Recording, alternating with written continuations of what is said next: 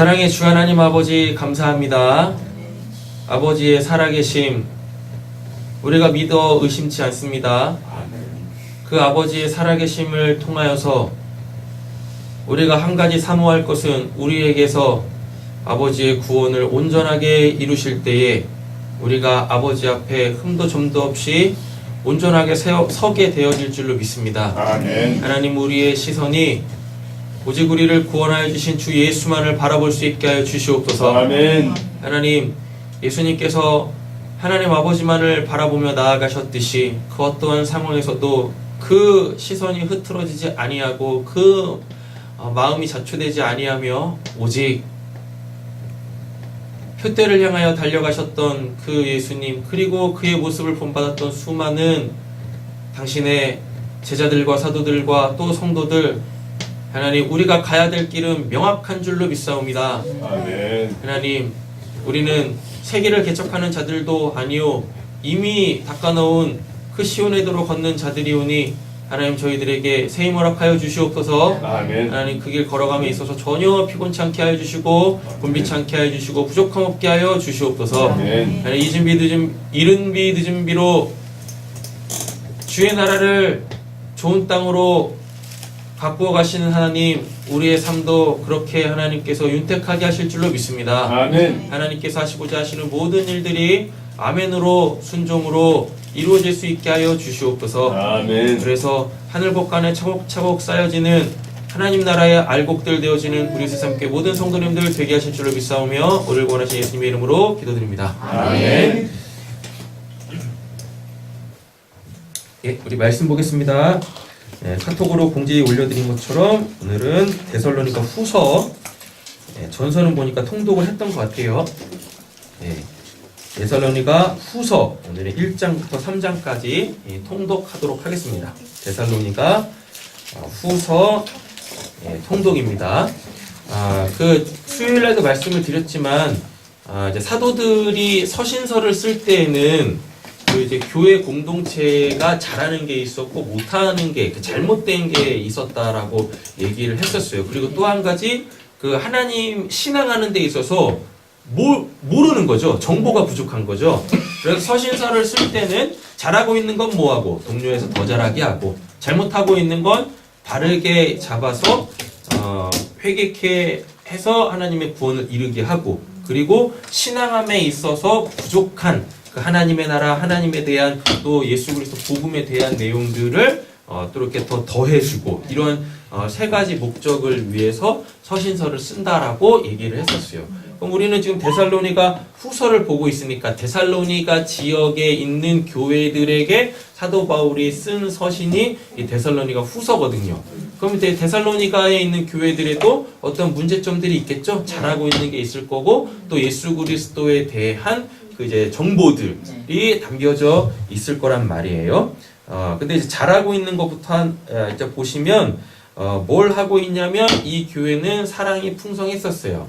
그리고 풍성해서 머물러 있는 것이 아니라 계속 잘하고 있었어요. 그러니까 더욱더 뭐 하고 있었다는 얘기입니까? 서로 사랑하고 있었다는 얘기죠. 그죠? 근데 데살로니가 이 지역에 있는 교회들에게 두 가지 문제점이 있었습니다. 뭐냐면 자꾸 사도 바울을 사칭해서 이상한 서신들을 보내가지고 왜곡된 정보들을 전하는데 그걸 분별을 못해가지고요, 그거를 수용하고 이제 우리가 신앙을 이렇게 해야 되는구나 라고 하는 이 오류에, 신앙의 오류에 빠졌었어요. 그래가지고 다른 서신서들에는 잘 나타나지 않는데 내가 친필로 쓰노라 라는 표현을 이렇게 딱 쓰거든요. 이제 마지막 부분에 그게 나오거든요. 그래서 우리는 정확한 정보를 가지고 우리는 신앙을 해야 될 줄로 믿습니다. 그래서 믿음 생활한다고 하는데 믿음에는 항상 내용이 있다라 그랬었잖아요. 그 내용을 안 갖고 있으면, 그 내용을 모르고 있으면, 그리고 또 그 내용이 성경에 입각하지 않고 왜곡되어져 있으면은 구원 못 받습니다. 자꾸 이상한 데로 가게 되어져 있단 말이에요. 됐죠? 그리고 지금 한국교회도 아주 그냥 이렇게 뭐라 그래야 돼요? 아직까지도 뜨거운 감자, 인 신학적 주제, 그 예수의 재림에 대한 그 이제 잘못된 개념들이 오늘 이 본문 안에 나와요. 그래가지고 예수의 재림 때 어떠할 건지, 예, 그리고 재림을 어떻게 준비할 것인지에 대한 이야기가 나옵니다. 그리고 이건 지금 다 신앙적인 얘기잖아요. 예, 신앙이 왜곡되어지지 않습니까? 그러면 삶도 망가지게 되어져 있어요. 그래가지고요, 무의도식하는 사람들이 막 이 우후죽순 생겨나기 시작을 했어요. 그래서 마지막 부분에는 이제 본문에서 게으르다라고 얘기합니다. 그래서 일어나지 않고 막 먹고 하려고 하는 사람들, 이 사람들에 대하여서 삶을 그렇게 살면 안 돼. 예. 신앙을 제대로 하면 삶이 건강해야지라고 마지막 메시지를 이렇게 전해요. 이게 전체적인 흐름입니다. 그렇죠? 자, 한 절 한 절 교독하면서 중요한 부분들 설명하도록 하겠습니다. 오늘은 특별히 두 가지에만 집중을 하시면 돼요. 재림에 대한 그림을 확실하게 가지신다. 됐죠? 그리고 신앙이 올바르 쓰면 삶에 반드시 뭐가 일어난다? 변화가 일어나요. 삶이 건강해질 수밖에 없어요. 특별히 두 가지에 대해서 포커스를 딱 잡고 오늘은 통독을 하도록 하겠습니다. 자, 1절입니다. 바울과 실루아노와 디모데는 하나님 우리 아버지와 주 예수 그리스도 안에 있는 데살로니가인의 교회에 편지하노니 하나님 아버지와 주 예수 그리스도로부터 은혜와 평강이 너희에게 있을지어다. 이거는 이제 보편적인 서신서들의 도입부예요. 이제 임사라고 얘기하죠. 그럼 이제 마지막 장에 가보면 3장 마지막 절에 가보면 이제 축도가 나오겠죠. 그죠? 네. 자, 3절입니다. 이제부터 이제 본격적으로 사도 바울이 얘기하려고 하는 것들이 나와요. 형제들아, 우리가 너희를 위하여 항상 하나님께 감사할지니, 감사한다니까 뭐 잘하고 있겠죠? 네. 이건 좀 설명을 드릴게요. 감사라는 게 뭐냐면, 하나님이 하신 일 있잖아요? 그리고 또 뭐 하나님께 내가 뭐 기도를 해서 응답을 받던 하나님께서 나에게 복을 주셨던 뭐 내가 뭔가를 받은 게 있어요. 그거를 이렇게 다시 얘기하는 거, 제청하는 거, 이걸 감사라고 해요. 그렇죠? 그러니까 감사는 감정의 영역이 아닙니다. 팩트를 기반으로 하고 있어서 그거를 다시 얘기하는 거예요. 그냥 뭐라고 해야 되지? 고마워서. 예, 그죠. 당연히 고맙죠. 뭐 하찮은 거 받아가지고 뭐 하겠습니까? 길 가다가 남이 버린 복권을 주셨는데, 그걸 딱 맞춰봤더니 1등 로또 맞았네. 그죠? 예, 그래가지고 그걸 어떻게 해요? 뭘 다시 드려요? 그냥 빨리 써야지. 주신 돈은 빨리 쓰셔야 되는 거예요. 예? 아무리 봐도 이거 하나님이 주신 것 같다라는 마음이 들면, 그거를 이렇게 다시 그 팩트 있지 않습니까? 그 팩트잖아요. 그거를 이렇게 다시 얘기를 하는 거예요. 예, 하나님께 고백하고, 그죠? 그리고 내가 뭐 이렇게 뭐 지체들이 있으면 지체들한테 얘기를 하고, 근데 이제 그런 거는 지체들한테 얘기하면 지체들이 시험 들죠. 그러니까 지혜롭게 감사를 해야 돼. 자칫 왜곡되면 이제 모든 지체들이 뭐예요? 땅만 쳐다보고 산다고. 네. 그래서 감사라는 것은 하나님이 하신 일에 대하여서 하나님께 뭐 하는 거예요? 하나님이 이렇게 하셨습니다. 하나님의 하나님 되심을 그 팩트를 가지고 나타내는 거. 먼저는 하나님에게, 그리고 함께 나눌 지체들이 있으면 지체들에게. 이걸 감사라 그래요. 감정의 영역이 아닙니다. 예. 근데 당연히 어떻게 했어요? 좋겠지. 인간인데. 그렇잖아요. 예. 그리고 또 한 가지. 기쁨은 뭐냐면요. 기뻐하다. 기쁨은 뭐냐면 하나님께 받은 게 있을 거 아닙니까? 내가 그것을 누리고 있을 때 그걸 기쁨이라 그래요. 근데 이것도 감정의 영역이 아니에요. 예. 하나님께서 주신 거를 내가 지금 이렇게 받아서 누리고 있는 그 상태를 기쁨이라고 합니다. 그래서 기뻐하라, 기뻐하다 이렇게 되는 거예요. 감정의 영역이 아닙니다. 근데 하나님께서 우리에게 뭐 안 좋은 거 주시겠어요? 좋은 거 주시겠죠? 그죠? 그러니까 당연히 우리는 뭐 하겠어요? 네, 감정적으로도 좋겠죠. 그죠? 그러면 우리는 이렇게 감정적으로 했을 때 항상 좋은 거, 뭐 즐거움 이것만 생각하는데 하나님께서 만약 우리에게 뭘 주시면, 고난을 주시면 그것도 뭐 해야 돼요? 감사의 제목이고 기쁨의 제목이에요. 근데 잘 한번 보세요. 그때 뭐 하고 있으면 아우 하나님이 주셨어요. 아우 좋아. 미친놈이지. 됐죠? 예. 그런데도 불구하고 어떠한 사람들은 그게 나한테 꼭 필요하니까 하나님께서 주신 것이기 때문에 그 고난 속에서도 어떻게 해요? 감정적으로 즐거워할 수도 있다라는 얘기입니다. 예. 그러니까 신앙을 자꾸 감정적인 부분으로 이렇게 확대하지 마시라고요. 그래서 우리는 그 개념들을 바르게 갖고 있어야 돼요. 감사, 기쁨 하면 우리는 항상 뭐 좋은 것만 생각해. 그리고 즐겁다 알아봐요. 이렇게 뭐 좋아야지 뭐 배꼽 빠지지 이런 게만 생각한다니까요. 예. 분명 신앙은 그 감정이라는 부분이 반드시 이 포함이 되는데, 그래서 우리가 은혜 받으면은 뭘 받을지도 모르는데 하여튼 뭐 은혜 받은 것 같은 그 느낌 때문에 그냥 좋잖아. 그래 뭐 눈물도 나오고 막 웃음도 나오고 막 그러잖아요. 예. 근데 그런 감정적인 변화를 가지고 내가 은혜 받았어 이러시면 안 된다고. 아셨죠? 네. 그거 그냥 분위기에 휩싸일 수도 있어요. 예. 나는 그냥 뭐 아무것도 없는데 옆에서 막 그냥 펑펑 울면서 막 기도하니까 나도 모르게 어떻게 해요? 예, 그냥 울 수도 있는 거예요. 그리고 혼자 안 울고 있으면 이상하니까 그냥 손가락 푹 해가지고 울 수도 있는 거고. 예. 신앙은 분명히 감정의 요소들이 있지만 우리 인간이니까요. 그렇잖아요. 근데 그 감정의 요소를, 감정적인 어떠한 그 부분들을 가지고 내가 뭐 감사하다, 기뻐하다, 뭐 은혜 받았다 이렇게 가시면 안 된다는 얘기입니다. 그래서 우리는 반드시 뭘 갖고 있어야 돼요? 내용을 갖고 있어야 돼요. 근데 그 내용은 어때야 돼요? 팩트여야 됩니다. 팩트를 다른 말로 바꿔보면 반드시 실체가 있어야 돼요. 둥그러니 없는 식의 신앙은 아니라는 얘기입니다. 성경을 다 보세요. 성경 보면 다 팩트잖아요. 그렇죠? 다 실체가 있었다니까요. 실체가. 심지어는 환상, 예언 이런 것도 다 뭐였었어요? 실체로 왔다니까요. 그러니까 환상을 보고 있는데 뭐가 와요? 그거 뭐 보자기 같은 거 막 내려오고, 그렇죠? 그건 환상이죠. 근데 그 실체로 뭘로 옵니까? 고넬료 집안의 구원으로 실체로 이렇게 다 오잖아요. 되셨죠? 그래서 항상 우리는 팩트를 기반으로, 성경이라는 팩트를 기반으로 항상 우리가 들은 말씀들, 하나님께 받은 그 은혜들이 뭐셔야 된다? 예, 실체화가 되셔야 된다. 일독했구나 우리 신혼이. 빨리 많이 붙여줘. 볼에다도 붙여주고. 뭘 지금 뭐하다 여기까지 온 거예요? 감사. 항상 하나님께 감사할지니 이게 뭘 잘하고 있을 거예요. 이것이 당연함은 너희의 믿음이 무언데요? 더욱 잘하고 너희가 다 각기 서로 사랑이 풍성함이니. 그러니까 여기서 보면 영원한 거 세 가지 중에 두 가지가 나왔네요. 고린도전서 13장 13절에 보면 믿음, 소망, 사랑 이 세 가지는 영원할진데 그 중에 제일은 사랑이라. 중에서 믿음과 사랑이 나왔는데 어떻게 지금 계속 자라나고 있어요. 자라나고 있고 더욱더 어떻게 해요?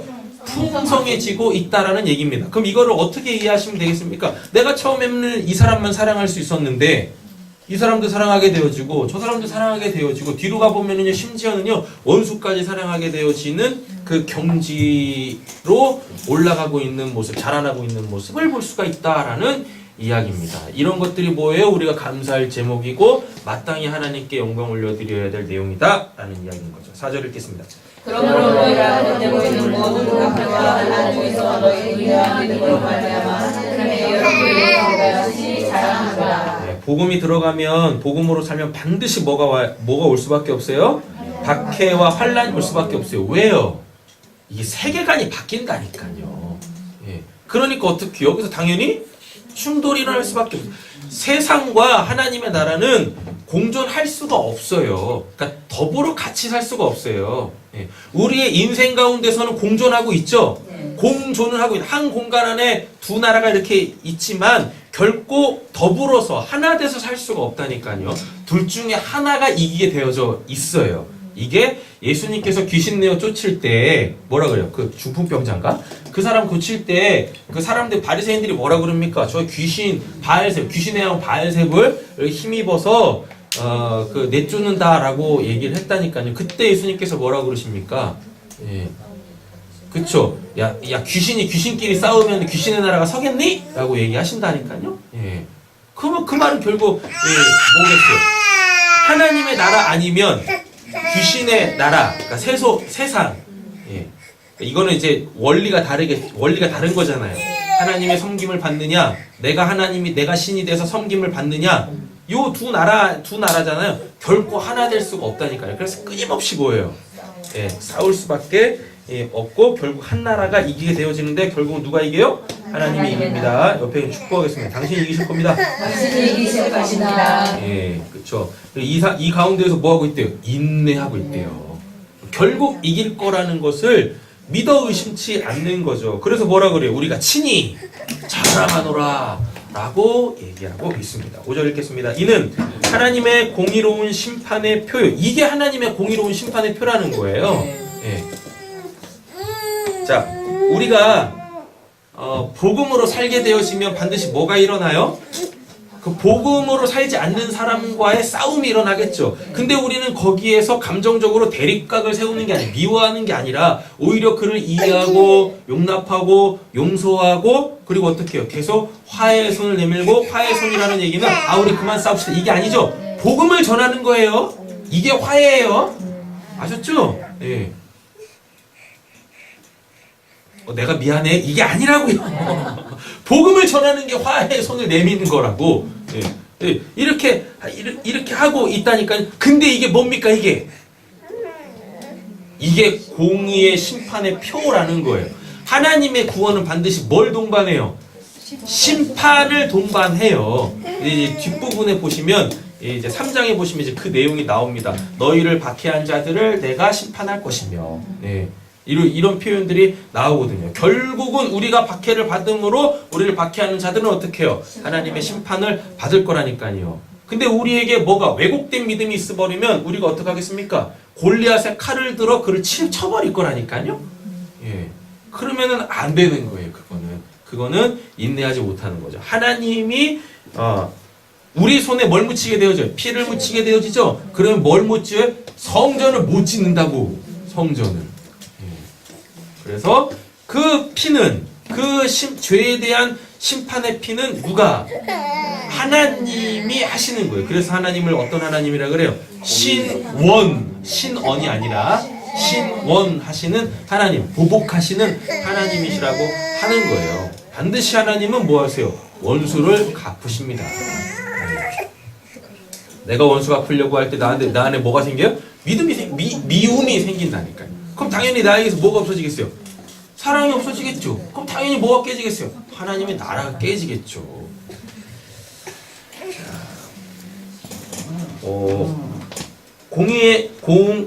공의로운 심판의 표요.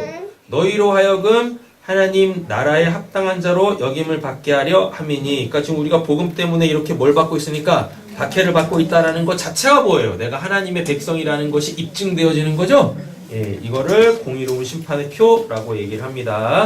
근데 이거 받지 아니하면 이마에 뭘 받아요? 666 표를 받죠. 그래 너는 그냥 이성 없는 짐승이야 라는 표를 받게 되어집니다. 그 나라를 위하여 너희가 또한 고난을 받느니라. 너희로 환난을 받게 하는 자들에게 환난으로 갚으시고. 바로 나오죠? 예. 그죠? 예. 그러니까 미워하지 마시라는 얘기입니다. 여기서 우리가 하나님이 어떤 분이신지를 알 수 있어요. 신원하시는 하나님, 보복하시는 하나님, 결국 우리에게 승리를 주시는 하나님이시다라는 얘기입니다. 저기 보시면은 5월달 달력이 깃발이신 하나님이라고 하잖아요. 네. 저 깃발이 뭐예요? 저 가운데 중자예요, 저게. 가운데 중자 설명드렸잖아요. 네. 전쟁터가 이렇게 있어요. 그 땅이 이렇게 있어요. 예, 전쟁이 막 일어나고 있는데 그 가운데다가 어떠한 장수가 전쟁을 종식시키시고 가운데다 깃발을 딱 꼽는 거예요. 그래서 여기는 뭐 내 나라. 여기는 더 이상 전쟁이 있으면 안 돼. 그게 가운데 중자거든요. 하나님이 우리의 중심을 보신다고 했을 때 그게 바로 그건 거예요. 너의 심장에 뭐가 꽂혀 있느냐? 너의 삶의 그 정중앙에 뭐가 꽂혀 있느냐? 여호와의 깃발이 꽂히기를 간절히 소원합니다. 그래서 저거를 여호와 니시라고 한다니까요. 여호와 니시. 결국은 승리할 거예요. 우리는. 7절 제가 읽겠습니다. 환난을 받는 너희에게는 우리와 함께 뭐가 있대요? 안식으로 갚으시는 것이니 공의로운 심판의 표 됩니다. 하나님의 공이시니 주 예수께서 자기의 능력으로 천사들과 함께 하늘로부터 불꽃 이제부터 재림의 때가 나오죠. 네. 불꽃 가운데 나타나실 때에 하나님의 모르는 자들과 주 예수의 복음을 전하지 않는 자들에게 형벌을 내리시니. 아멘. 네. 자, 이러면은 이제 우리가 개념을 분명하게 잡아야 되는데 이 재림은요 우리가 아는 재림이 있고요. 우리가 뭐 이렇게 뭐라고 해야 되지? 기대는 해야 되지만 그거에 대해서 언급조차 할 필요가 없는 재림이 이렇게 있어요. 예. 우리는 이미 뭐예요? 우리는 그러니까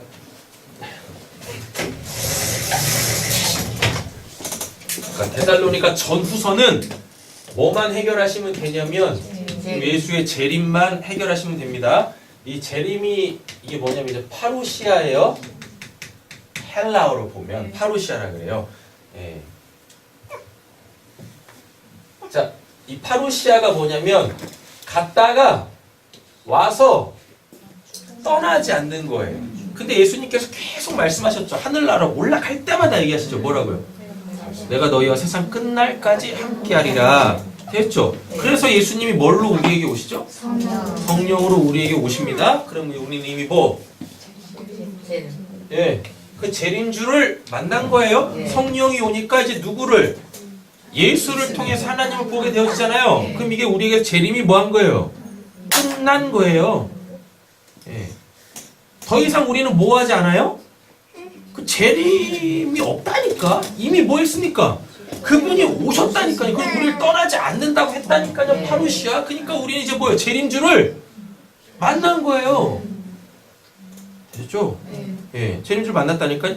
그러면은 이 사람들에게 뭐가 없냐면 재림이 없어. 예. 그 재림은 또 무슨 재림이냐면 예수님께서 이런 표현을 데살로니가 전서에 보면 이런 표현이 있습니다. 뭐냐면은 내가 어둠 가운데 도둑같이 온다고요. 밤에 도둑같이 온다라 그래요. 근데 그 재림주를 맞이한 자들 있잖아요. 재림이 완료된 자들 있잖아요. 그들한테 뭐가 없냐면 밤이 없어. 낮밖에 없어요. 빛 가운데 있는 거예요. 그러니까 예수님이 그들에게는 그 밤에 도둑같이 올래 오실 수가 없죠. 그렇죠? 네. 그래서 우리는 뭐가 완료됐어요? 재림주가 완료가 됐다고요. 네. 그럼 이제 생각을 하셔야 돼요. 그럼 난 재림주를 맞이했나? 이러면 또 좀 곤란해지죠. 네. 딱 한 가지 예만 딱 들겠습니다. 예수님이 재림 하시잖아요. 예수님이 재림을 하시면 이제 제가 요 재림 얘기하려고 하는 이제 이 자리에 없는 재림을 얘기할게요. 예, 이거 홍재림이 아주 그냥 하나님 심판이 있어요. 예. 자, 이 자리에 없는 재림을 얘기할게요. 이건 이미 우리는 돼 있어요. 됐죠? 요 재림이 또 있어요. 이거는 철저하게 하나님의 고유의 영역. 이건 예수님도 몰라. 예, 이거는 예수님도 모르는 재림이니까 이거는 예수님의 재림이고요. 이거는 하나님의 재림이에요. 이거는 알죠? 예수님이 직접 오셔서 우리 안에 성령으로 오시니까. 근데 예수님이 내가 다시 올 때 그건 나도 모르고 아버지만 오신다 제자들이 물었거든요. 그때 언제입니까? 그랬더니 나한테 묻지 마. 나도 몰라. 아버지가 가라고 해야 가는 거지 오는 거지 이런다고요. 그러니까 이 재림은요. 생각도 하지 마시라고. 네, 이 재림은. 그리고 이 재림은 거의 우리에게 있어서는요. 뭐냐면 죽음이에요. 육신적 죽음, 다나토스예요. 그러니까 이거는 뭐에서 언제 받는 거고 살아있는 동안에 반드시 받아야 되는 거고 이거는 뭐고요? 예, 죽을 때 받는 거예요. 왜냐하면 이것조차도 예수님께서 뭐라고 말씀하셨냐면요. 머지않아 곧 올 거야. 내가 금방 올 거야 라고 얘기를 했거든요. 근데 그게 금방이라는 얘기가 예수님한테 그 얘기를 듣고 있는 사람들이 살아있는 동안에 온다라고 했었어요. 그러니까 이것도 이미 완료가 돼 있는 거예요. 그러면은 그거는 뭐밖에 없냐면 예, 그들의 육신적 죽음밖에 없다라는 얘기죠. 예, 우리가 살아있는 동안에는 주를 만나죠. 그렇죠? 근데 우리가 언제 죽을지 모르죠. 예, 그렇죠? 예, 그러니까 이거는 철저하게 그냥 하나님의 주권 속에 딱 놔두시고 이 재림이 완료되신 분들은 뭐 하시면 되는 겁니까? 그냥 부지런히 그냥 열심히 하나님께서 주시는 것들로 풍성하게 누리면서 사시면 됩니다. 됐죠? 네. 자, 이재림과 이재림. 그러니까 이걸 어떻게 설명을 드리냐면 이건 다 돼 있죠? 네. 여러분 이건 다 돼 계십니다. 여러분들 안에 성령이 다 계시잖아요. 네. 그렇죠? 근데 이제 이 재림에 대한 개념이 명확하게 딱 서게 되어지면 정말 한 가지 딱 내 안에서 변화되는 게 있어요. 그게 뭐냐면 미움이 없어져요. 미움이라는 게 없어져요. 예, 그리고 이 죽음이라는 게 아직 오지 않았는데 이 죽음을 넘어가 있습니다. 그 대표적인 사람이 사도 바울이었어요. 예, 사도 바울. 내 안에 미움이 자리 잡을 데가 없고요. 그리고 이 죽음을 바라보는 시선 자체가 달라져요. 그러니까 죽음 너머에 이렇게 가 있다. 이거는 다 돼 계시는데 이거는 돼 있고 계십니까? 이건 되셨습니까? 네, 아직 안 되신 것 같으시죠? 네, 되실 줄 믿습니다. 네? 자, 미움이 어떻게 오냐면요. 우리가 미움을 해결하지 못하는 이유가 이 사람이 미운 거예요. 이 자리에 없는 홍재림이가 미운 거야. 왜? 이 자리에 없잖아요. 그러니까 미운 거야. 그러면 이제 우리는 내 안에서 미움이라는 게 발견했지 않습니까? 그래서 기도할 때 어떻게 하냐면 하나님 제가 재림이 너무 미워요. 재림이 미워하지 않게 해주세요. 라고 하면 하나님께서 그 기도를 응답을 들으시겠죠? 그 기도를 들으시겠죠? 그리고 응답을 하시겠죠? 그래서 재림이가 안 미워진다고. 예. 그러면 된 것 같으세요? 예. 또 다른 사람이 또 미워질 수 있어요. 그러니까 우리가 이 미움을 해결하지 못하는 이유가 그냥 건 바이 건으로 해결하고 있기 때문에 그래요. 그 순간순간만. 예, 그럼 평생 가도 미움이라는 거는 해결할 수가 없습니다. 예. 자, 그러면은 이 자리에 없는 재림이가 너무 미운 거야. 예? 예. 집사님 이제 재림이 안 믿죠? 아직은 미우세요? 예? 할렐루야. 와, 진짜 지혜로운 말씀이었어요. 성령 충만하시다. 생각지도 못한 점이 사랑합니다. 네. 네. 그죠? 미워할 수가 없지. 근데 죽이고는 싶지. 그죠? 제리미가 딱 전 제리미를 진짜 사랑합니다. 제 제리미가 미워서 그러는 게 아니에요. 이 자리에 없어서 그러는 거지. 제리미가 딱 밉다라고 했을 때 우리가 대부분 다른 기도할 때도 이렇게 확장해서 보세요. 다른 것도 이렇게 연관 지어서 보세요. 그거에 대해서 기도를 하는 거예요. 그러니까 미움에 대해서 기도를 하는 게 아니라 제리미에 대해서 기도를 하는 거예요. 그 대상에 대해서, 그 현상에 대해서만 기도를 하는 거예요. 그러니까 건 바이 건으로 응답은 받겠지만 본질적으로 내 안에서 해결되는 것은 아무것도 없는 거예요. 자, 그러면은 누군가를 통하여서 내 안에 내가 그가 지금 밉잖아요. 그러면 그를 놓고 기도하는 게 아니라 날 놓고 기도하는 겁니다. 뭐요? 하나님 내 안에 미움이라는 게 있네요. 제리미의 그 어떠한 것 때문에 미운 게 아니라 이미 내 안에 뭐가 있는 거예요? 미움이라는 게 있어서 그거를 탁 건든 게 그 건바이 건 그 상황이었던 거예요. 하나님은 해결하고 싶은 게 뭐냐면 그가 아니라 바로 내 안에 있는 그 미움, 그거를 해결하고 싶으신 거예요. 그러니까 기도하실 때 어떻게 하시면 됩니까? 하나님 제 안에 미움이 있네요. 이 미움을 해결해 주세요. 대상이 아니라. 자, 대상을 놓고 기도를 하잖아요. 그럼 기도가 끝이 없어요. 그리고 기도하다 그가 더 미워져. 왜? 계속 그에게만 집중하면서 생각하거든요. 그러니까 예전에는 그냥 볼만 했던 것도 뭐예요? 꼴 보기 싫어지는 거야. 기도가 끝도 없이 꿀럭꿀럭 빠지는 거예요. 미움에 끝도 없이 막 빠지는 거예요.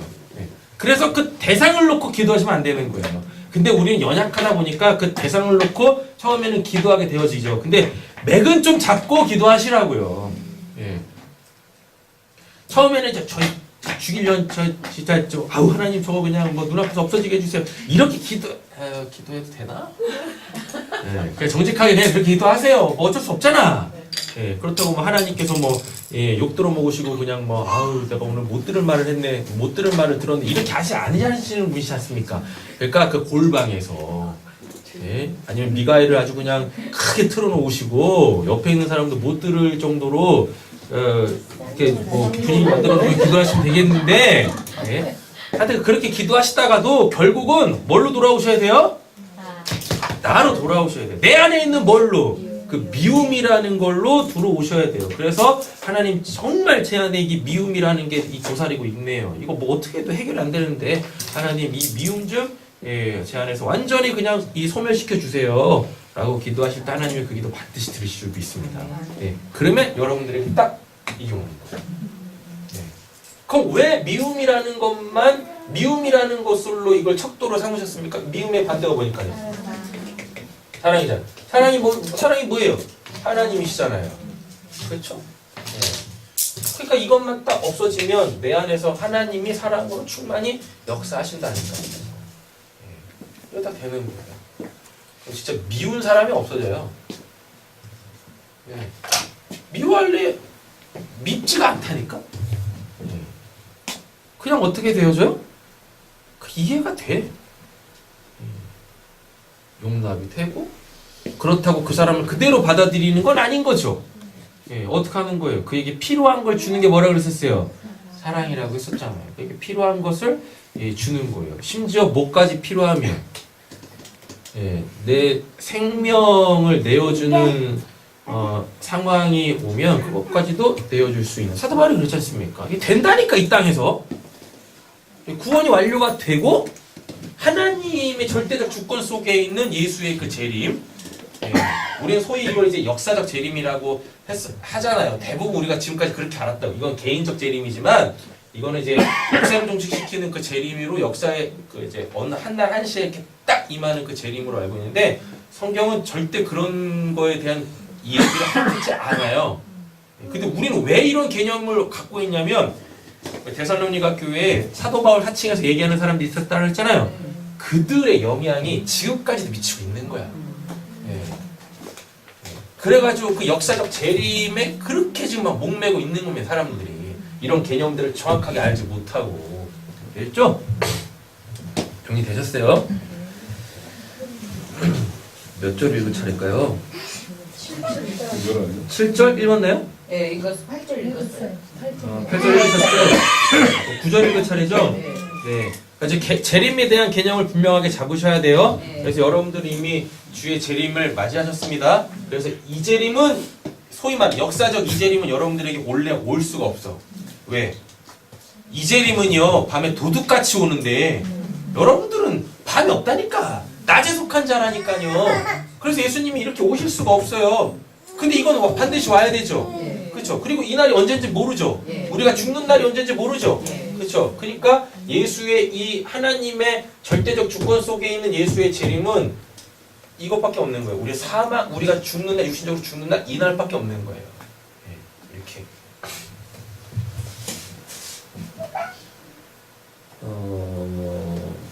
어디? 9절이죠? 이런 자들은 주의 얼굴과 그의 힘의 영광을 떠나 영원한 멸망의 형벌을 받으리라. 그날에 그가 하나님께서 세계 성도들에게 영광을 모든 맹단자들에게 놀라게 여김을 하시니 우리 주와 저에게 이르렀습니다. 아멘. 자, 9절 보시면 이런 자들이 나오죠? 네. 이런 자들은 이제 8절이죠? 네. 8절이 어떤 자들이에요? 복음에 복종하지 않는 자들이죠? 그리고 그 앞절로 가보면 복음 전하는 사람, 복음으로 살고 있는 사람, 뭐 하는 사람? 박해하고 환난 가운데 밀어넣는 사람들, 이런 사람들은 주의 얼굴과 그의 영광의 그의 힘의 영광을 떠나, 이걸 이제 쉬운 번역으로 보면은 새 번역으로 보면 떨어져 나가서 하나님께로부터 떨어져 나가서 이렇게 표현을 하고 있네요. 그래서 영원한 멸망의 형벌을 받게 된다라고 합니다. 11절 제가 읽겠습니다. 이러므로 우리도 항상 너희를 위하여 기도함은 우리 하나님이 너희를 그 부르심에 합당한 자로 여기시고 모든 선을 기뻐함과 믿음의 역사를 능력으로 이루게 하시고 우리 하나님과 주 예수 그리스도의 은혜로 우리 주 예수의 이름을 너희 가운데서 영광을 받으시고 너희도 그 안에서 영광을 받게 하려 합니다. 이게 바로 뭐냐면은 하나님의 하나님 되심이에요. 네. 2장 1절로 갑니다. 형제들아, 우리가 너희에게 구하는 것은 뭐 바라는 게 있겠네요. 우리 주 예수 그리스도의 강림하심과 우리가 그 앞에, 여기서 강림이 이게 파루시아예요. 근데 우리는 대부분 이거를요 재림으로 오해하고 있죠. 요걸로 다 오해하고 있어요. 그리스도의 강림을 파루시아입니다. 그러니까 이거는 이거 얘기하는 거예요. 네. 우리가 그 앞에 모임에 관하여 영으로 나타난 말로 나누나 우리에게서 받았다는 증거나 주의 날이 이르렀다고 해서 쉽게 마음이 흔들리거나 두려워하거나 하지 말아야 한다는 것이다. 예, 그러니까 이제 그 공문서 위조를 한 거죠. 어떤 나쁜 놈들이. 그래가지고 막 교회에 잘 왜곡된 있지도 않은 내용들을 막 퍼뜨린 거예요. 근데 그거를 분별하지 못하고 데살로니가 교인들이 다 넘어가 버렸네? 그러니까 이제 3장부터 나오는 뭐가요? 삶이 망가지는 거예요. 이제 우리 주님 곧 오시는데 뭐하러 내가 뭐 힘들게 일하면서 살겠어. 그래서 막 무의도식하게 되어지고 게을러지고, 게을르면은 뭐라도 해야 되는데 새벽 6시에 작정해서 기도라도 해야 되는데 그렇죠. 그것도 안 하고 거의 이제 통독 시작한 지 3개월 거의 다 돼가는 거야. 3개월 다 돼가나? 그죠? 3개월 다 돼가는데 아직도 한독도 안 하고 있고 게으른 거야. 그렇죠. 어디 읽을 차례일까요? 그러니까 여러분들 우리에게는 우리의 신앙의 척도인 성경이 있지 않습니까? 그 성경을 가지고요, 우리가 신앙해야 될 그 내용들을 바르게 알아야 되는 거예요. 그러려면 뭐 하셔야 돼요? 이제 설교는 그만 들으시고 뭐 하세요? 빨리 성경을 읽으세요. 1독, 2독, 3독, 4독, 10독, 100독에 이르는 주의 영광이 있길 간절히 소원합니다. 100독 정도 하면은요, 진짜 두려울 게 없어. 진짜요. 두려울 게 없어요. 대형교회 목사 껌으로 보여요. 그렇다니까요. 무슨 부흥 강사들요? 그냥 그들이 놓는 불들 그냥 성냥개비 하나 피는 것 정도로밖에 안 보여. 제가 장담합니다. 성경 100독 한번 해보세요. 불가능할까? 한 사람이 있는데 안 되겠습니까? 나 일주일에 한동 한다고 아이. 큰엄마 잠이 안 와가지고 네. 일주일에 한동 한다. 제가 또 멀리 갈 필요도 없어. 우리 교회 그런 분 한 분이 계세요. 3일에 1독 하시는 분이 계세요. 3일에 1독 하신다니까요. 제가 검증했습니다. 제가 저희 서장로님 경주에서 일하실 때 그때가 아마 제 6학년 이제 졸업식이었을 거예요. 6학년이요? 하여튼 그랬었어요. 그래가지고 맞네 6학년 때 6학년 겨울방학 때 그래가지고 거기 다니시는데 경주중앙교회에서요? 경주제일교회에서 했어요? 경주제일교회에서 미친 짓을 한 거지. 통독대회를 시작한 거예요. 우리도 미쳤나? 그래가지고 이제 요이 땅 했는데 3일 만에 그냥 1독 딱 하시더라니까? 근데 1등이 아니었어요. 3등이었어 3등. 뭐 오죽하겠어요 다른 분들은. 그 옆에서 이렇게 보니까 성경 읽다가 밥하고 밥 먹고 설거지하고 성경 읽다가 밥하고 밥 먹고 설거지하고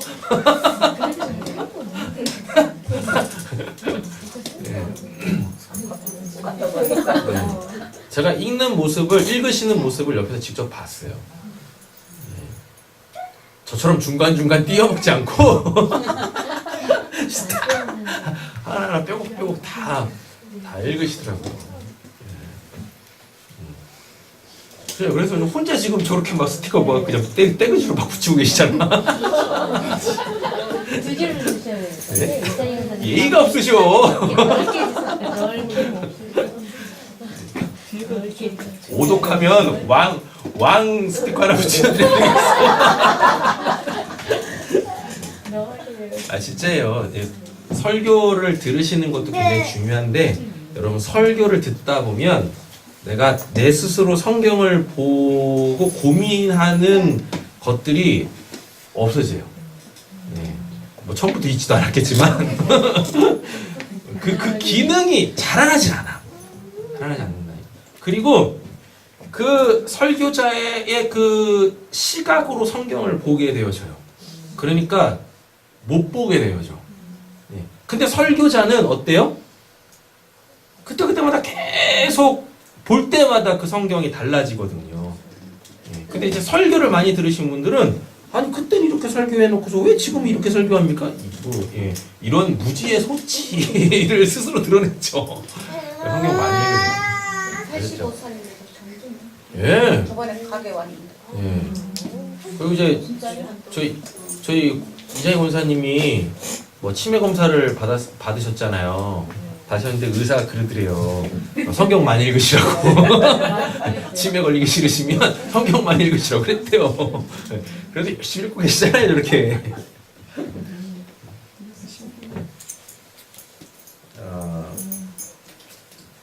3절인가요? 네. 그래서 잘 분별하셔야 됩니다. 예, 그러니까 성경을 이렇게 성경의 내용을 이렇게 잘 알고 계시면 설교자가 설교를 할 때 다른 본문들이 막 이렇게 다른 본문에 있는 말씀들이 지금 설교자의 설교를 막 이렇게 분별시켜요. 예, 그런다니까요. 예, 그렇게 되셔야죠. 그래 여러분들이 그냥 설교 들으시다가 그냥 넋놓고 그냥 그게 그런갑다 이렇게 하지 아니하실 거 아닙니까? 예, 그러니까 어떤 누가 뭐래도 설교를 해도 우리는 다 뭐 받을 수 있어야 돼요? 은혜를 받을 수 있어야 되는 거예요. 근데 저처럼 옛날에 뭣도 모르는 전도사 시절에 그 교만하기가 끝이 없을 때 담임 목사님 앞에서 막 설교하고 계시는데 진짜 이 본문이 그걸 얘기하는 거야? 뭐 말도 안 되는 막 그러면서 그냥 제 설교를 막 준비하고 있고 막 말씀 갖고 비판하고 있고 그러면 안 되는 거예요. 예. 어떤 누가 설교를 하더라도 그 은혜가 돼야 된다니까요. 예. 왜 이미 내 안에서 막 뭐가요? 말씀이 막 돌아가는 거예요. 그래서 하나님이 막 말씀하시는 거죠. 그래서 그 설교자가 이야기하는 것보다 더 풍성한 영적 그 하나님의 음성들을 막 들을 수 있게 되신다니까요. 백독하시면 제가 보기에 진짜 10독만 해도 어느 정도 그게 열리는 것 같아요. 예. 제 경험상 보면 한 3, 4독 넘어가잖아요. 그러면 일단 읽는 속도가 굉장히 빨라집니다. 예. 읽는 속도가 굉장히 빨라지고 그리고 내용이 거의 다 들어와. 지금은 이렇게 막 읽어도 잘 안 들어오잖아요. 읽으면서 막 문맥도 막 놓치고 그러잖아요. 제 경험상 보면 3, 4독 넘어가서 막 이렇게 막 7독, 8독 이때 되면은요.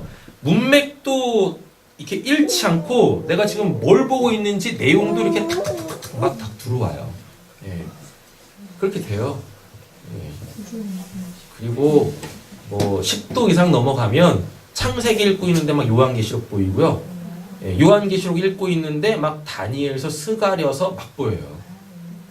예. 막 그런다니까요. 예.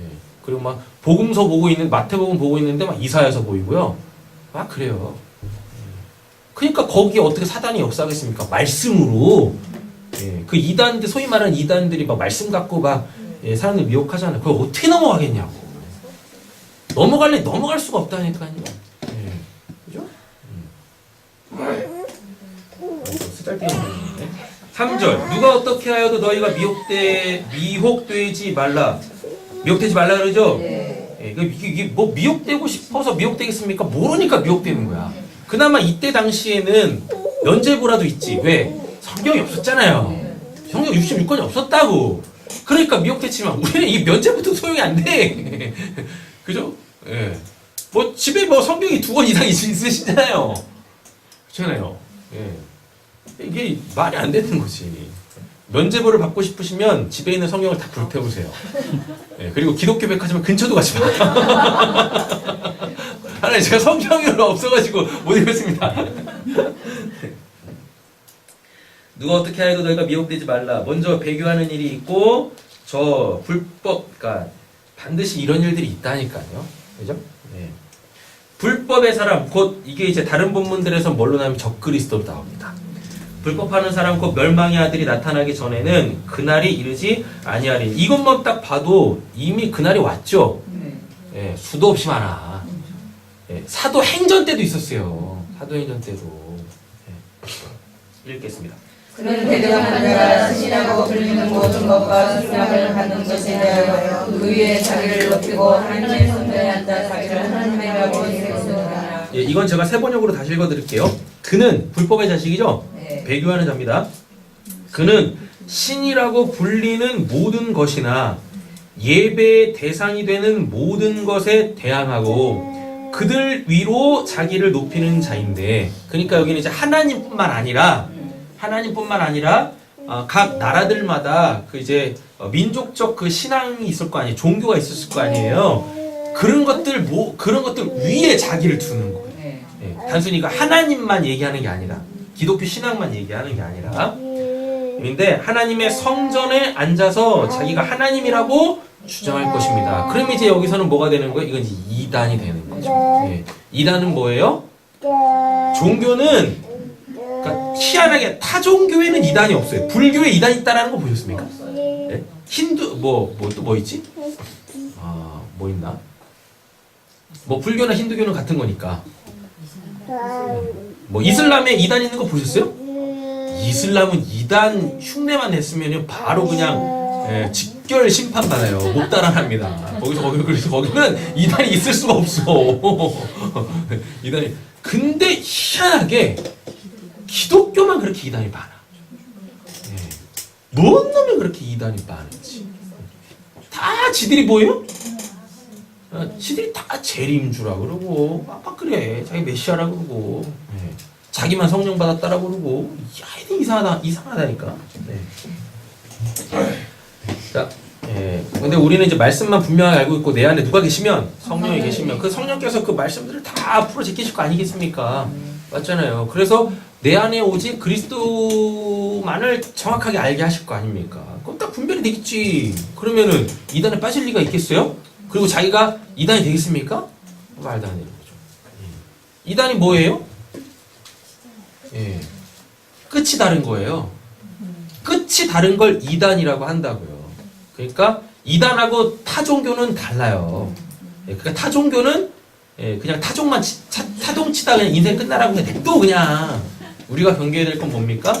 이단이라니까요. 이단. 근데 그냥 막 이 그 절간에 가가지고 뭐하고 막 대적기도 하면서 사탄아 물러가라. 아니 걔 사탄 아니야. 그냥 부처야. 걔는 걔 고유의 이름이 있는데 왜 걔한테 저 사탄이라고 사탄아 물러가라고 그러냐고. 그래서 막 그래서 하나님이 그런 길을 듣지도 않으시는 거예요. 그죠? 아니 사탄한테 사탄이라 그래야지. 아 왜 부처한테 사탄이라 그래. 아이 참. 답답하지. 5절 제가 읽겠습니다. 내가 너희와 함께 있을 때 이 일을 너희에게 말한 것을 기억하지 못하느냐. 너희는 주를 부러워하고 그때에 나타나게 하려 하는 것이 있으니. 예, 6절도 세 번역으로 제가 읽어드릴게요. 여러분이 아는 대로 그자가 지금은 억제를 당하고 있지만 그의 때가 오면 나타날 것입니다. 예, 제가 7절도 저기를 읽을게요. 세 번역을 읽을게요. 불법의 비밀이 벌써 작동하고 있습니다. 그런 자들이 막 일어나고 있다는 얘기죠. 다만 억제하시는 분이, 이건 하나님이 계시죠? 네. 성령이겠죠? 그리고 또 누구겠습니까? 사역자들이겠죠?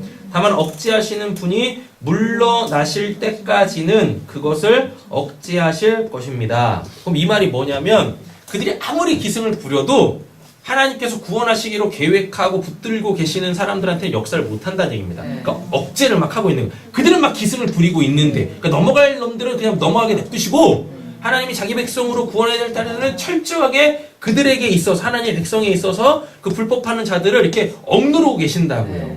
예. 그리고 하나님이 이렇게 쑥 빠지시면은 우리는 그러면 그들한테 노출되는 것인가? 아니에요. 그 심판받는다고요. 무정에 던진다고요. 이렇게. 그걸 지금 얘기하는 거예요. 8절 읽겠습니다. 그때 원수가 나타나니 주의 계셔서 그의 기운으로 그를 죽이시고 강림하여 나타나심으로 패하시리라. 그렇죠. 자, 강림이라고 돼 있었어요. 네. 파루시아요. 우리에게 주의 성령 이렇게 딱 임하시잖아요. 그리고 우리가 뭐가 좋으면, 우리가 뭘 갖고 있으면, 주의 말씀을 갖고 있으면 우리에게서 결코, 이게 아니라 우리에게서 결코 뭐가 역사할 수 없어요? 불법의 그 예, 자신을 신이라고 하는 자 결코 넘어갈 수 없어요. 예. 그러니까 이단에 빠져 있는 사람들 있지 않습니까? 하나님의 교회 뭐 안상홍징이네, 뭐 이만희, 뭐 신천지 이런 거에 빠져 있는 사람들은요, 그냥 딱 봐도 뭐예요? 예, 1차적으로 성령이 없는 거예요. 성령이 없으니까 뭐가 해석이 안 돼요?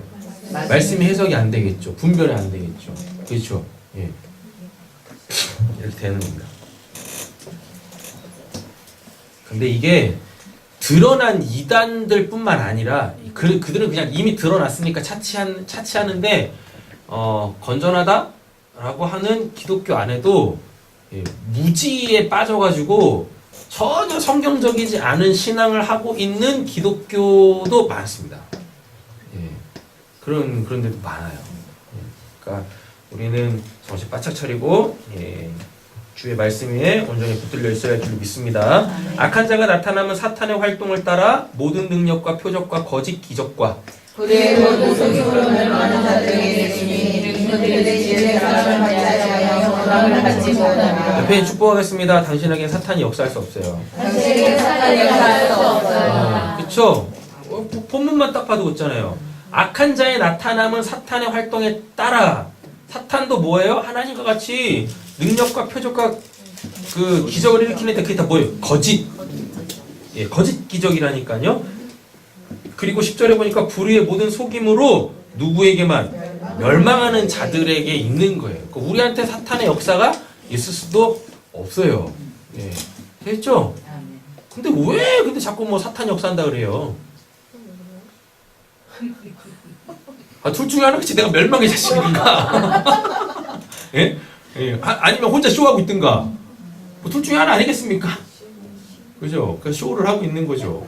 예. 그래서 그 김원준 씨가 그 노래를 부르는 거예요. 쇼! 끝이 없는 거야. 왜 끝도 없이 쇼를 하고 있냐고요. 예배를 드려야지. 무슨 예배가 쇼예요? 왜 혼자서 그렇게 쇼를 하고 있냐고. 말도 안 되는 거지. 그쵸? 그러니까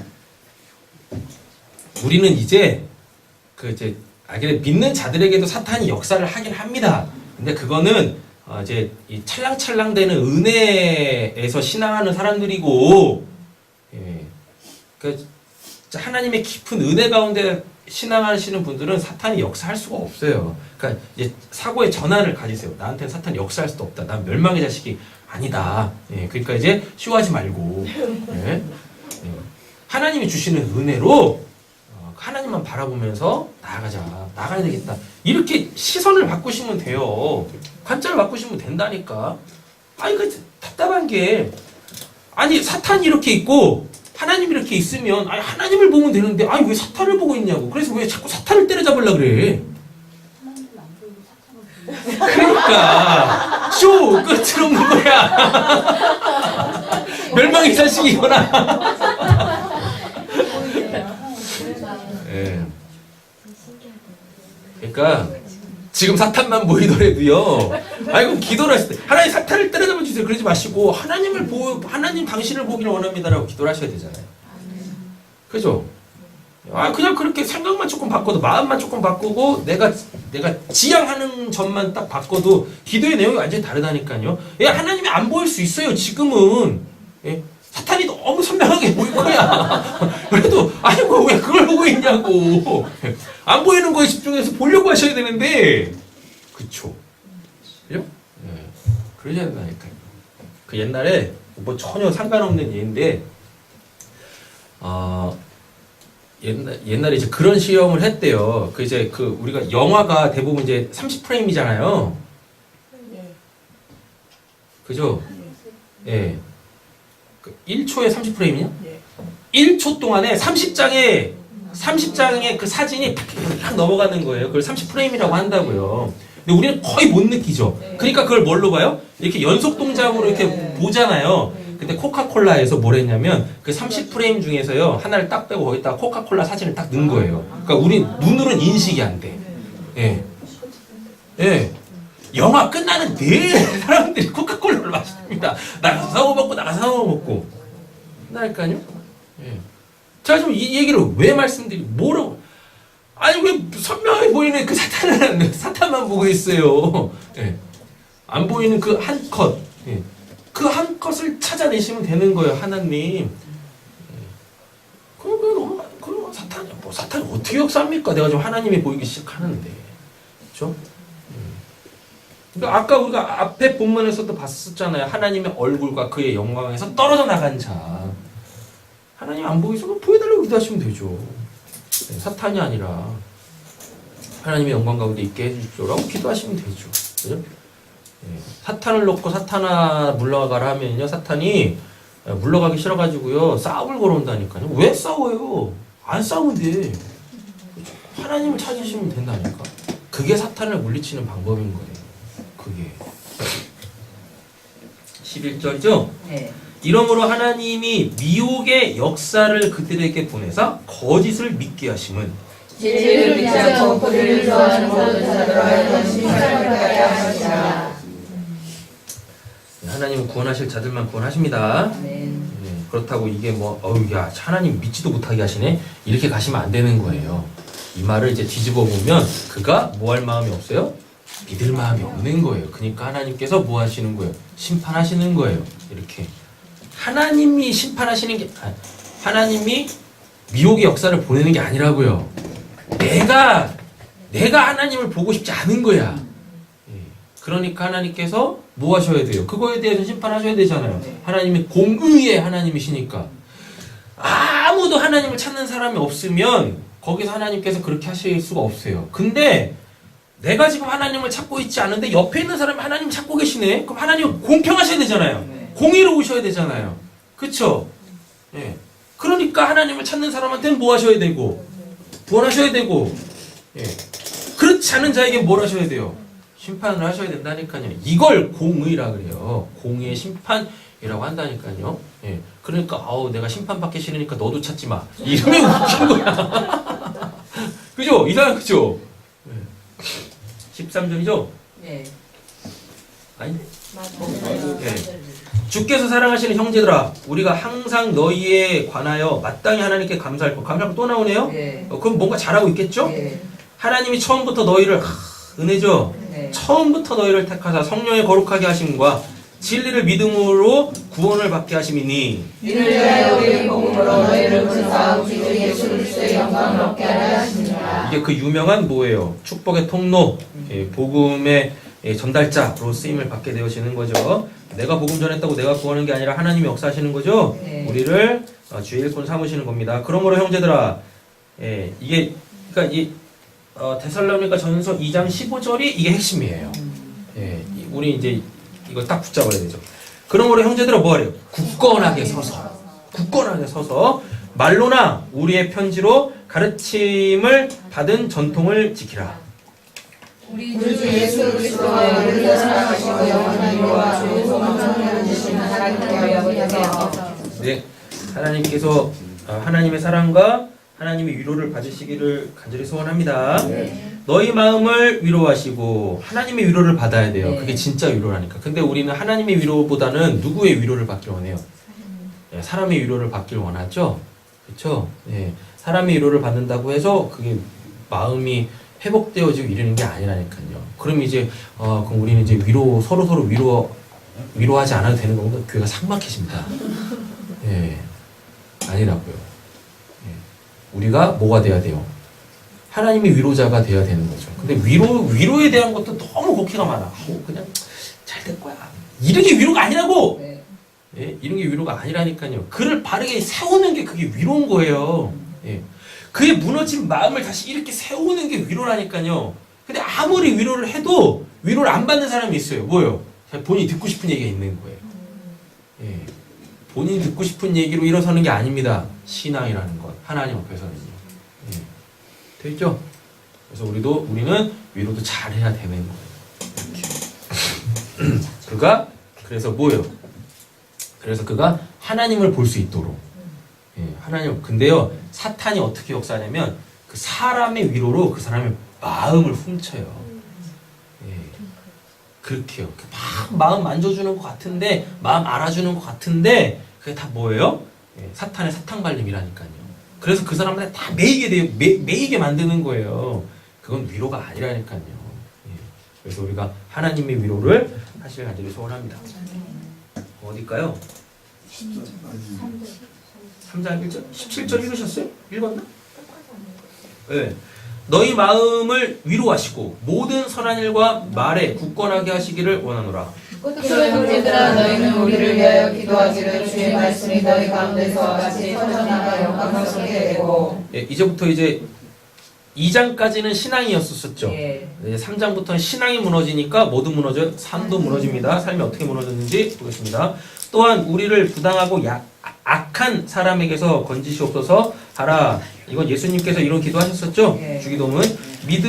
믿음은 모든 사람의 것이 아니에요. 옆에 축복하겠습니다. 믿음은 당신의 것이 되었습니다. 믿음은 당신의 것이 되었습니다. 얼마나 감사한 거 이게. 믿고 싶어도 못 믿는 사람들이 허다하다니까요. 예, 3절 읽겠습니다. 주는 믿음사 너희를 굳건하게 하시고 악한 자에게서 지키시리라. 또 굳건하게 하신다라 그러죠? 예. 너희에 대하여는 우리가 명한 것을 너희가 행하고 또 행할 줄을 우리가 주 안에서 확신하노니 주께서 너희 마음을 인도하여 하나님의 사랑과 그리스도의 인내에 들어가게 하시기를 원하노라. 형제들아 우리 주 예수 그리스도의 이름으로 너희를 명하노니 게으르게 행하고 우리에게서 받은 전통대로 행하지 아니하는 모든 형제에게서 떠나라. 어떻게 우리를 본받아야 하시를 너희가 스스로 하나니 우리가 너희 가운데서 무질서하게 하지 아니하며. 자, 이거를 세 번역으로 읽어드릴게요. 우리를 어떻게 본받아야 하는지는 여러분이 잘 알고 있습니다. 그러니까 삶으로 보였다는 얘기예요. 네. 우리는 여러분 가운데서 무절제한 생활을 한 일이 없습니다. 있죠? 읽겠습니다. 누구도 음식을 거짓없이 않고 오직 수하고 에서 주야를 너희가 배경을 뺏기지 아니하니. 무의도식하지 않았어요. 그리고 내가 뭐 복음을 전한다고 해가지고 그렇게 이 복음으로 뭐라고 해야 되는 거야? 복음으로 어떻게 되는 거지? 내가 복음을 전하고 있으니까 난 일 안 해도 돼 이렇게 가지 않았다고요. 예, 됐죠? 네. 그럼 이게 또 이제 오해가 되어지시면 그럼 목사들이 다 이제 본인의 개인 잡을 갖고 있어야 됩니까? 목사가 잡입니다 저한테. 그렇죠? 예. 그러니까 전문적으로 그러니까 목사를 잡고 목사는 직업이 맞아요. 목사는 성직이 아닙니다. 목사는 레위기에 등장하는 그 제사장들이 아니라니까요. 목사는 뭐예요? 직업이에요, 직업. 그래서 뭐 해야 돼요? 직업의식이 투철해야 돼요. 프로페셔널 해야 된다니까요. 예, 이렇게 했죠. 근데 교회 안에서도 성도님들이 다 뭐예요? 그 목사를 이렇게 목사라는 그 직업군을 성직으로 놓잖아요. 그렇게 하시면 안 되는 거예요. 예. 그러니까 목사들이 막 무의도식 하는 거예요. 목회를 제대로 안 하는 거죠. 예. 그럼 번호표라도 만들어 놓든가. 번호표도 안 만들어 놓으니까 성도들이 번호표도 못 뽑잖아. 만날 수가 없죠. 아니, 진짜 성도님들이 목사들하고 이렇게 교류를 잘 못한다니까. 목사들도 잘 안 하고. 그럼 목사를 하지 말아야지. 설교만 하는 게 목사입니까? 예? 아니잖아요. 예배인도만 하는 게 목사예요. 그거 누가 못해요. 적어도 그 부분에 대해서 프로페셔널 해야 되겠죠. 근데 목사는 직업이잖아요. 그렇잖아요. 그러면 성도들하고 밀접하게 같이 살아가면서 구체적인 것들이 하나님의 하나님의 그 인도하심, 신앙은 이런 것입니다. 삶은 이런 것입니다. 라고 이렇게 구체적인 방향 제시도 해야 되고 같이 또 그 삶들을 살아내야 되는 거잖아요. 네. 예. 근데 그거를 안 한다니까. 안 하는 목사들이 많아요. 예. 그래요. 그래 목사 만나기가 하늘이 별따기잖아. 이런 말도 있잖아요. 뭐 번호표 뽑아야지 목사 만날 수 있다고. 아니 그러면은 번호표라도 뽑게 기계라도 갖다 놔. 왜 기계도 없어. 그러니까 성도들이 번호표도 못 뽑는다니까. 그죠? 상하다니까. 목사는 직업입니다. 프로페셔널 해야 된다니까요. 뭐가 아니 제가 왜 이 얘기를 하냐면 사도 바울이 지금 이랬다고요. 예, 사도 바울이 그 단순히 성직으로 생각하지 않았어요. 사도 바울은요. 그러니까 모든 직업들이 다 뭐예요? 성직이에요. 하나님께서 그 삶의 터전을 허락하시고 거기에서 그러니까 빛과 소금으로 살아갈 수 있도록 다 그 제공하신 거라니까요. 예. 그래서 다 우리가 살아가는 삶의 터전에서 우리가 하고 있는 모든 일들이 다 성직이에요. 성직. 하나님의 영광을 위해서 살아가는 거예요. 목사만 하나님의 영광을 위해서 살아가는 게 아니라. 되셨죠? 예. 9절인가요? 네.